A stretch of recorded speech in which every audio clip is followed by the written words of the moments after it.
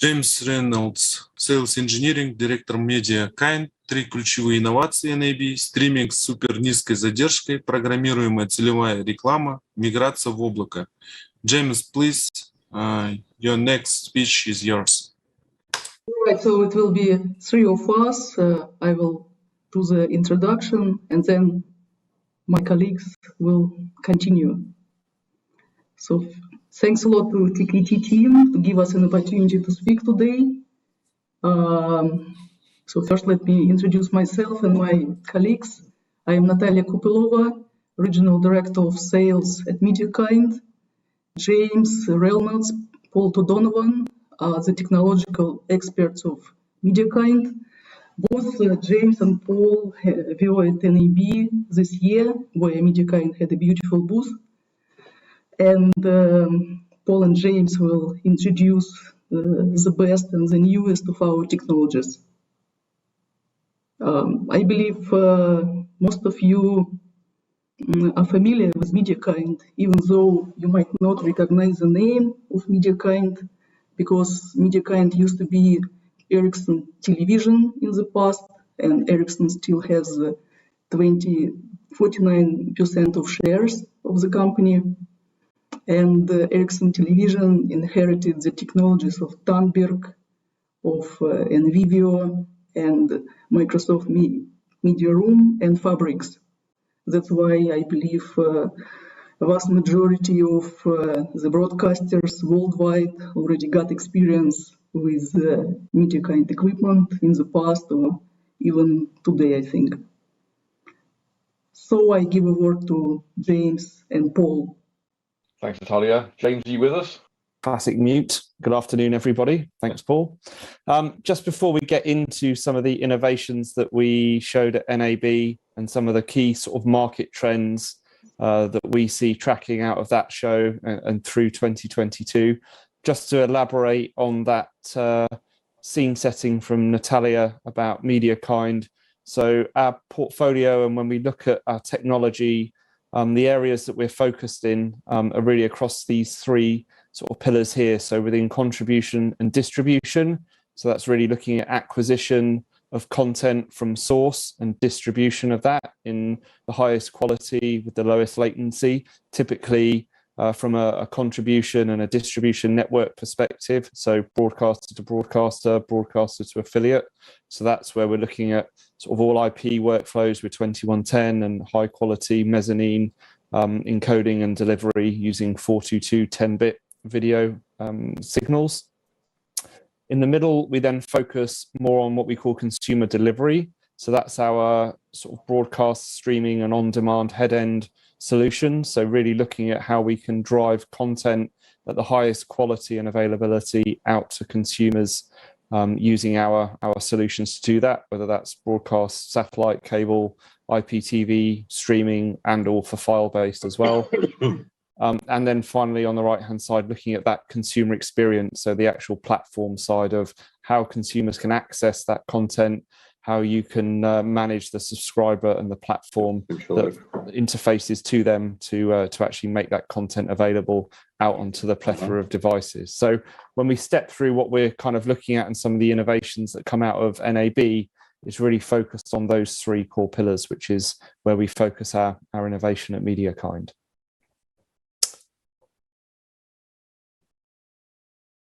So sort of the key messages from my side, focusing on that thread, is really we'll give you a quick overview of what we showed and what the sort of end-to-end live cloud workflows that we had as part of our demonstrations at NAB were, and how that can sort of fit into some of the themes that you're hopefully talking about today. We can touch a little bit on how that then evolves to what we were looking at from a streaming perspective, looking at how we can get that to be much more aligned with our broadcast latency. And then really about how that's really driving evolution of both broadcast, streaming and delivery of video from the cloud as well. So they're the key messages from this first section today.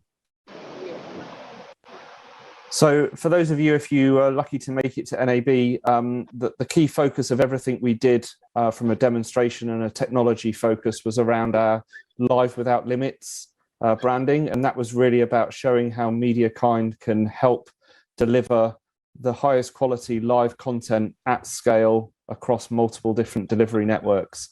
And really, this was the first time from a demonstration and a trade show perspective that we've been able to show an entire glass-to-glass live event distribution chain. So, really that encompassed everything that you would need to take some actual live content, be able to contribute that, produce that, feed that into a linear play out service, and then distribute that out across multiple different distribution networks. And the way we set that up from the left-hand side there, the live event that we had in Las Vegas, is we had a racetrack on the booth generating some live content with cameras fixed around that. So essentially taking like 4 live feeds of that live event from the booth in the show at NAB. And we took the output of those 4 cameras using our contribution solutions to encode those at high quality 422 10-bit mezzanine encoding bit rates. And from that point, we were pushing those from the booth up into the internet over SRT and into the cloud to enable us to deliver the rest of that workflow fully cloud-based from that point on out through to the consumers on the right. So to enable us to do that, we worked also, as well as some of the MediaKind core technology, we worked with a couple of partners to enable that end-to-end ecosystem. And that's certainly a theme we continue to focus on as we build around sort of open standards, how we can bring in other partners to expand out that offering and make those end-to-end flows much more complete than they would have been in the past. And at NAB, we worked with a company called Telio who ingested those live streams from our contribution encoder on the booth and enabled us to do the live event production of that live event. So that enabled us to switch cameras, to produce different graphics, different effects, and really give that live event feel for that event that was running sort of live on the booth from the stand. The output of that was then connected into one of our playout partners that we work with, BC Next, who enabled us then to provision a full linear live channel playout, as you would do for any full sort of live end-to-end channel source. So that had a schedule of different assets, one of which was our live event that would then, based on a schedule, would run through the different assets with the branding, the graphics, the overlay, the squeeze backs, all of the normal functionality you'd expect from playout, and then cut that live feed in to be part of that schedule as we needed to as well. Also, as part of that, we had ad breaks configured, which then fed downstream with the required SCSI messaging, such that we could then do replacement and insertion of different content downstream as well. So all of that originated from that playout stage. And then from a linear and streaming perspective, which was the real sort of, that's the core focus of where we invest our efforts at MediaKind, it was to take that single linear channel with the live event and the other assets that were playing out as part of that. And from a single cloud-based interface, we were able to then deliver that out across multiple different networks. So we showed how we could distribute that out to different affiliates. So from a broadcast distribution workflow. So if you wanted to hand that off to different takers or different providers to ingest into their networks, then we could pass a feed out to enable that over the internet and taking that back into a receive point on the booth. That also showed how we could switch different content depending on rights that those customers had as well. And then also we could take that and deliver that as a broadcast, StatMux, cable, DTH type application, and then streaming as well. So really kind of showing from a simplified single view within the public cloud, you can really start to deliver these end-to-end broadcast workflows. On top of that, from a streaming perspective, one of the key themes that we really sort of had a lot of discussions around was latency. And I think low latency and the latency of streaming is still quite a hot topic in the industry. From our perspective, it kind of falls into 2 parts, which is one, trying to optimize or trying to integrate around the core standards that the industry bodies are driving. So in the case here, around the CMAF dash format for delivering the content via the OTT network using that format, and obviously also with HLS low latency as well. But then also how we can integrate and validate that with different player vendors and CDN providers to make that work end to end. and then from MediaKind's perspective, what we can do within the delivery path. So looking at the encode and package stage, how we can optimize the latency at that phase as well. So yeah, with our low latency encoder modes and a feature we've enabled between our encoder and packager called direct path, we can actually reduce the latency within the head end before it even starts to leverage some of those streaming protocol benefits that we get with CMAP and with HLS low latency as well. And showing an end-to-end demo of that with a standard player delivering content over the internet, typically we're seeing latency there under 6 seconds to enable basically a workflow that is equivalent to what customers would have with their broadcast workflows today. So just to summarize kind of on that end-to-end streaming demo, that end-to-end approach of driving towards the cloud, I think some of the key themes about that we see there and that we really are having active conversations with customers in this space at the moment is trying to sort of map out what's driving that shift and how they can start to leverage these types of technologies.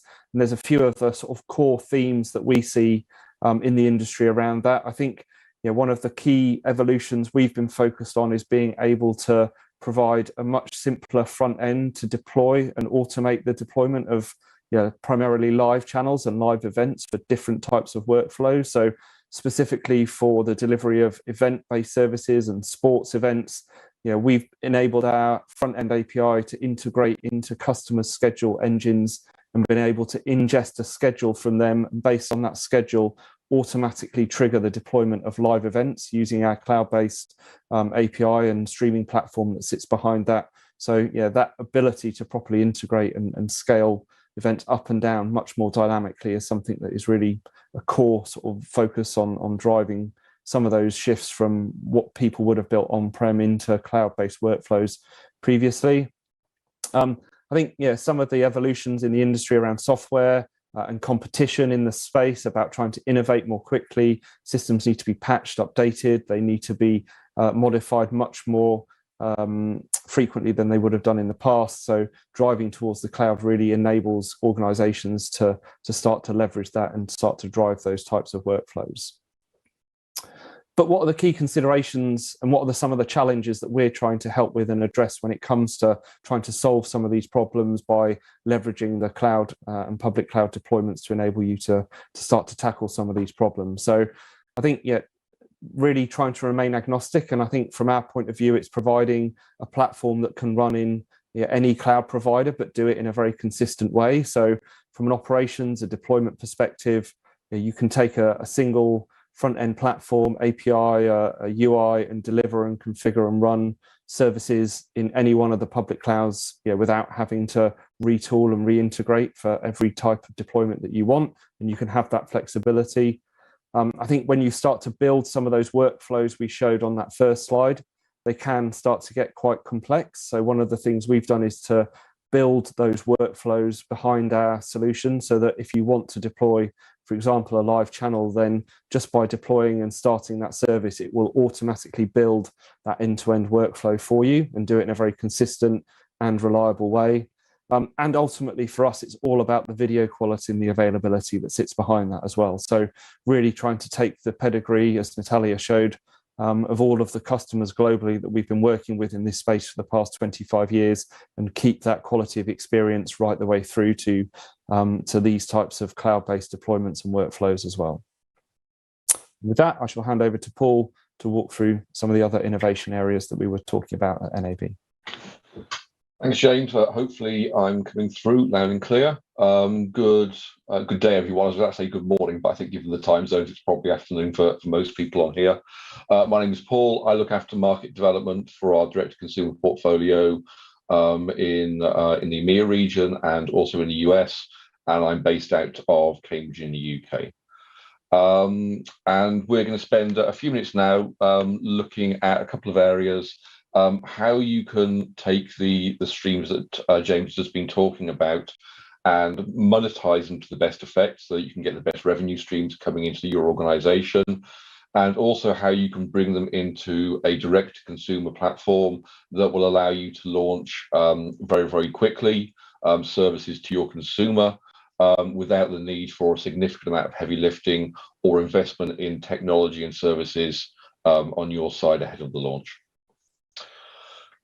So the first area we're going to talk about is how we can help unify stream monetization and regionalization of the streams in a industry standard based approach. So the media delivery is governed by business rules, contractual obligations between the programmers and the distribution partners, and that could be operators, it could be affiliates, it could even be the broadcasters' direct-to-consumer solutions themselves. And with our Prisma solution, we were able to aggregate all of them together into one ecosystem, normalize them using industry standards, in this case SCTI 224. Which has really got to the point now where it's got the mass market adoption, very much so in the US, more and more so in Western Europe, and generally we, in our experience, once those markets have adopted the standard, it gets adopted at a global scale very, very quickly. And this also helps enforce contractual obligations as well. So you might have certain restrictions, whether that be a geo-based blackout of certain content, whether that is the regionalization of content, something we're doing with one of our customers at the moment, where they have one stream going into 8 different regions, and rather than streaming it 8 times, they stream it once and use our solution to regionalize the ad breaks and the promotions in between the programs, so they can see a significant cost saving on their streaming there. And if we look at sort of HTTP streaming in general, you know, it's bringing on board some really, really interesting business opportunities, such as monetization around digital ad insertion, ad replacement on linear streams, and pre, mid, and post-roll advertising on video on demand assets. Now, there's a lot of complexity as part of this, and what we can do with our solution is simplify this into one solution, one control panel, and one set of integrations to really make this very, very easy for our customers. So if we talk a little bit more about the rights, there's 3 areas where our customers tend to focus. This can be at a global level, and that can be restrictions that apply to all devices and all viewers. This very, very typically happens around sports events, for example. It could be that you have the broadcast rights to show a sports event on your broadcast channels, but maybe the OTT rights exist with another company. So with our solution, you can then black out or do content replacement on your OTT solution to make sure you're enforcing those content rights. At a regional level, again, this is very, very popular in the sporting arena, particularly in the US. It could be that if you're within a certain distance of a sports stadium, you can't watch the game on TV because they really want to encourage people to go to the stadiums to watch the game, so you can black out a certain region in that area. Also, yeah, as I mentioned, the regionalization of content can be very, very interesting. It could be that you want to have a global feed that's going into several different countries, and you can then tweak that on a country by country basis to really make sure that the content in between your programs is directly applicable to the country that you're streaming in, but you still only need to have that mainstream streaming once, therefore being able to do this in a far more cost-efficient manner. And then lastly, you can do this in a very, very hyper-targeted way on a groups of audience, or even down to the individual audience member. So this could be viewing restrictions based on a zip code, a county, a device type, or even if you want to go down to a very, very minute level, you can then start to look at individually targeted streams, which is where we then start to look at dynamic ad insertion. So this is where the monetization piece comes in. At MediaKind, we're doing dynamic ad insertion at scale. So we can help in 3 key areas. The first point, then decorate the streams. So we can make sure that your streams have the correct markers in, the SCTI 35 markers, so the end devices know when it's time to either replace an advert or insert an advert into the stream. And we can do a very, very wide number of variables in there. So we have a sort of a very, very complete and flexible solution there. Secondly, we can do the dynamic ad insertion itself. So we work with HLS and Dash. We can have very, very complex ad routing policies. So it could be that you would want to have one ad server for live, a different ad server for video on demand, because you can get better ad revenues from one for live and one for video on demand. So we have a lot of flexibility there. We are still doing full industry standards-based integration. So the standards there are VAST and VMAP. So we can integrate with pretty much any ad decision server that exists globally. We've already pre-integrated with the larger ones such as Google and Smart Ad Server and Freewheel. And equally, we're happy to integrate with sort of local variations of that as well. And we can also do sort of trimming of the adverts as well. So for example, you have a 30-second block of adverts, we can help make sure that the adverts don't overrun, they're trimmed at the appropriate time, and then you can then go back to your live stream at the correct time rather than overrunning. On the scale side, we can do prefetching of adverts. We can do dynamic scaling of our ad solution in the cloud to make sure that you're getting the most cost-efficient solution. This is particularly important, for example, around things like big sporting events. It could be that maybe, normally day-to-day you have 100,000 people using your service, but for the big sporting events, you can peak at 1 million. So you want to make sure that you can scale up and down your solution based on those big events to make sure you're getting the best revenue streams from those events without the high costs associated for having the service running at that scale all of the time. We're able to ingest creatives on the fly, so the adverts on the fly. If we detect that an advert that is being requested is not currently available, is not transcoded, packaged, and ready to go, we can do that on the fly. And actually, probably the most important piece for monetization is we provide all the metrics and operational dashboards around this.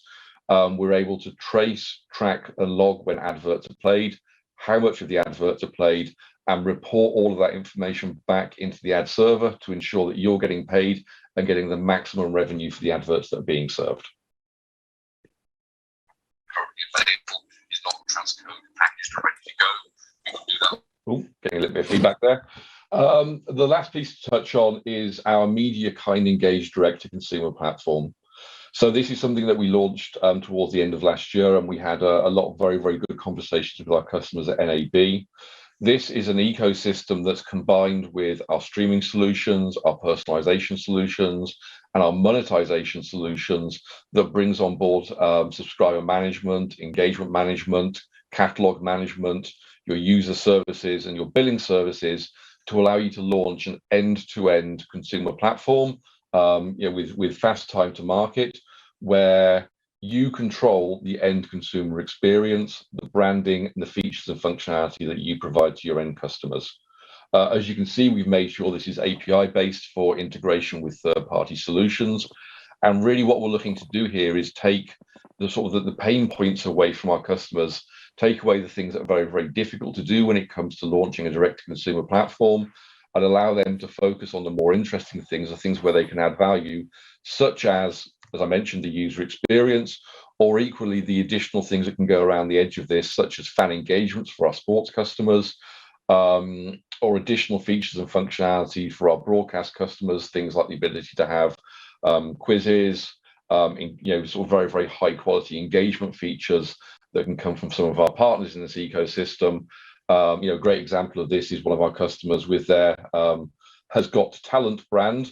They want to be able to do their voting online. So rather than phoning up to do your vote or texting, you can actually do it just by clicking on the screen as part of the experience. And they found that's really driving fans to engage with all of their content, and it's being very, very popular for them.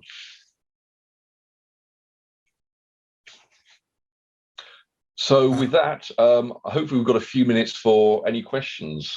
Yes, Paul, actually, I have questions for Paul and James. My name is Sergey. I'm from Georgia, and I'm currently running a teleport for Eutelsat and I also work in the broadcast system integration industry. So a question is for Paul. Can you elaborate more about the SCTE 35 standard? It's regarding the ad insertion. How is it done? And this the one question, and the other one's for James. How do you handle the SRT and RIST video streams? Okay, so I'll go first, as that was the first question. So SCTE 35 is a AIBM standard, so it's one of the industry standards which defines how you put information into the stream to define when an ad break starts, when it finishes, how long it should be, along with a vast variety of other criteria. From our perspective, we are able to combine that with we have a bit of software, part of our Prisma feature, part of our Prisma software package that integrates with the encoder and ensures that information is put in there along with the stream. So when it comes out of the encoder, it's included as part of the overall transport stream. So ad insertion is applied on the playout side. Exactly, yeah. So if we're looking here at the OTT space specifically, that tends to be where we see this. We are decorating the OTT streams with this additional information. When the stream then gets to the end consumer device, the device reads the stream, and it would get, for example, a marker that says the ad break starts now. It is 3 minutes long, and I would like you to replace adverts 1, 3, 5, and 7. That the client then puts the request into our Prisma solution. Our Prisma solution collects a variety of data, and it could be, the location of the device, the type of device, a variety of different information, and passes this up to a third-party ad decision server. And based on the information that we provide, it will say, in slot 1, show an advert for a car. In slot 3, show an advert for beer. In slot 5, show an advert for tea, for example. Our solution then manipulates the manifest file, sends that back to the end consumer device, and the device is then able to pull down the appropriate chunks from the CDN to play those adverts at the right place and the right time. Okay. We are also able to do this in the broadcast space as well. We have a bit of software called a TS Splicer. I must admit, Sergey, I'll hold my hands up. I'm not an expert on that one. If that's of interest to you, please get in contact with us, and I can introduce you to one of my colleagues, Jason, who's actually working on a proof of concept for that at the moment and can do a deep dive with you. Okay. Thank you. And I believe there was another question about SRT for James to cover. Yeah, just on that point, Sergey. So from our point of view, from MediaKind's perspective, SRT is something that we have sort of standardized on to support ingress and egress of content in and out when we're working within the cloud.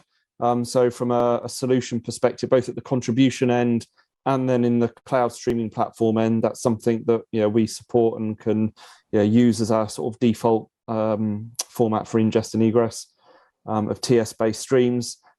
Regards to other ways of doing that, then we're kind of quite open and flexible there. So whilst SRT seems to be the primary driver at the moment, obviously we track the likes of RIST and other formats as well, and have the flexibility to add those in as and when you'd need them. But I think SRT is still sort of the key driver as we see it today. Yeah. Okay. Thanks. У кого вопросы? Есть вопросы? Если можете на русском задавать, я могу перевести или... Да, Наталья, думаю, так будет проще. Конечно. I have a question. My name is George Kochak-Msiashvili. I'm a technical director of the Georgian Public Broadcaster. I have a comment. First of all, thank you very much for such a nice and dense presentation. Very impressive. And as a long-time user of beginning from Tandberg and Ericsson and MediaKind and all the equipment, it's starting to expect less than that. Thank you very much. And I'm really keen to know more about both things, both aspects of what James was talking about and Paul was talking about. So please let us be in touch. As an end user, I'm interested in all that technology of the contribution and distribution as well, and also about the things about the digital transition, digital delivery, and all the technology. So I guess we have with Natalia, we met Natalia recently and we have connections. So let's exchange some more information. And I really want to know more about the current things. Also, the question was about SRT. The thing is that you are definitely aware that EPU is pushing more and more regarding SRT, and even they proposed for the next sport events to receive, because we are the subscriber of most of the large sport events like Olympics and soccer championships. EPU proposes to use SRT instead of satellite delivery. So we are really at the point where we should be selecting the platform for SRT reception at the first stage. It would be nice really to learn more about the compatibility of the SRT IRDs compatible with SRT, whether they are fully compatible worldwide. So is it brand dependent? Do they have any specific things, etc., etc.? Yeah, we can follow up definitely on that point. I think the one takeaway just for now is we've done a lot of testing with different customers where they just send us an SRT stream that's originated from a non-MediaKind source, if you like, ingesting into our receivers, encoders, or streaming platform. To date, I personally haven't seen any interop issues between having a feed coming in from a different device into a receiver or a transmitter that's coming from one of our solutions. But everything is standardized there. That's not to say we won't find an interop at some point. You know how these things go, but I'd say it should be pretty much plug and play between those two endpoints. But it'd be great to follow up, and we could map some of those workflows out in a bit more detail with yourself and Natalia. Great. So thank you very much. Well, I also will be waiting for maybe documents or PDFs or presentations or files to read more and inform myself. Okay, Natalia? Sure. So maybe you can provide. Thank you very much. Thank you so much for being a long-term customer of us for many years. I know that you are using Tandberg, Ericsson, and now MediaKind equipment. And it was a pleasure to meet you in person. Recently, I moved from Moscow to Tbilisi. Now I'm based in Tbilisi, so we will have a lot of opportunities to meet on a regular basis, and we will be happy to come to your office and present and connect remotely James, Paul, other experts of MediaKind, and provide you more detailed information. So let's agree on that. Thank you. Really? Yeah, let's do it as soon as possible. I will bring the technical team as well. So let's do it. We're really at the point to select, for example, the SRT solution. So it's really important. Okay? Great. Thank you very much. Yeah, my question to James, if it's possible. Using your software, your solution, can you manage to show the graphic to the other side, client side? How you solve this problem to delay this graphic on the other side? And I know you use CTA marks, and how we manage graphic at all. Hey, Yuri, sorry. So how do you mean for blackout use case?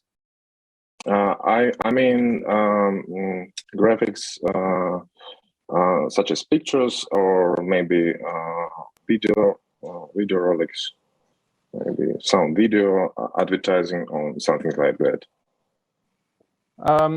So kind of, well, alongside what Paul said, so everything is at the head end level, we condition everything at that point using the SCSI markers. So the whole point there between the encoding and if it's streaming at the packager level is to decorate the transport stream and then the manifests with all of the different markers and the opt-out placement opportunities for either different content or different bits of information to be added into the stream. So we can control that then globally if that's a graphic or a global blackout or some local content that needs to go in at a global level, then we could switch that at the encoder level and that would go out to everybody.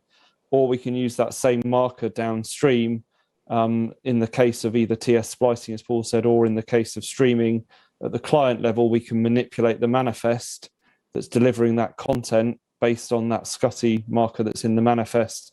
And then at that particular point in the stream, if it's for a regionalization, you want to put out a blackout or a slate or some alternate content for a region that doesn't have access to that content, then we can dynamically update the manifest to point to that content at that time so that anybody using that manifest within that region will get the alternate content, the blackout, the logo, whatever you want that to be.